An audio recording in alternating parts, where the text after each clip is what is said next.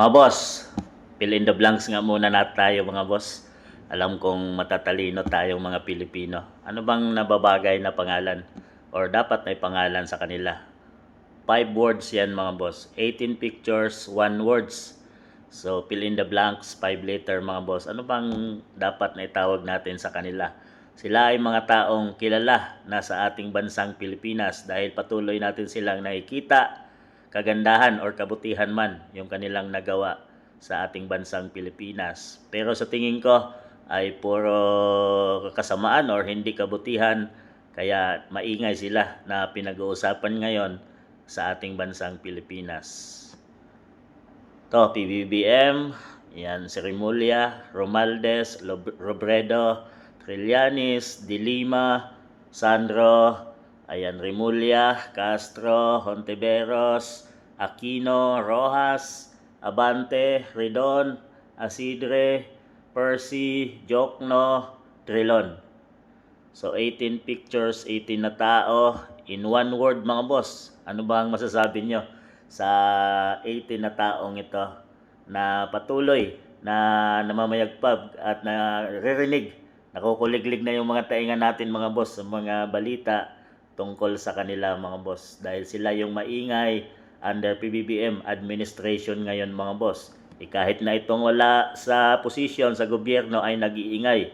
Itong si Trillanes mga boss. Si Drilon, si Rojas, so sila yung mga wala sa posisyon at sa gobyerno ngayon under PBBM administration mga boss. Pero silang lahat ay Makabayan Black, Pinklawan at itong PBBM administration. So ito yung sinasabi ni Hontiveros na pag nagsama-sama silang lahat ay posible pa lang mga boss at malaking tsansa na mananalo sila laban kay BP Inday sa 2028 election. Ito yung sinasabi ni Hontiveros na pag nagkakaisa silang lahat at tulong-tulong ay mabawasak nila or tatalunin nila ang kandidatura ni BP Inday Sara. Kung gano'n naman pala bakit gumagawa pa kayo ng mga kaso at kung ano-ano pa para lang ma-disqualified si BP Inday? At ang pinakamalaking ginagawa nila ay ang impeachment trial ngayon mga boss na paulit-ulit nilang gagawin siguro hanggang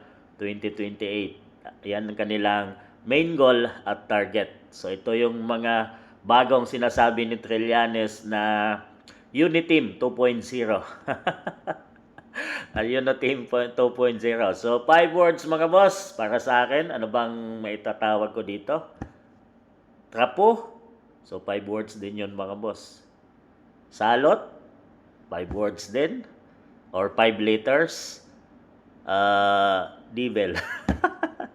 Devil. So 5 words din. So sa inyo mga boss, kayo nang gumawa. At anong 5 letters ang masasabi mo tungkol sa mga taong ito? At talagang fit na ipapangalan natin sa mga taong ito na namamayagpag sa ating bansang Pilipinas ngayon.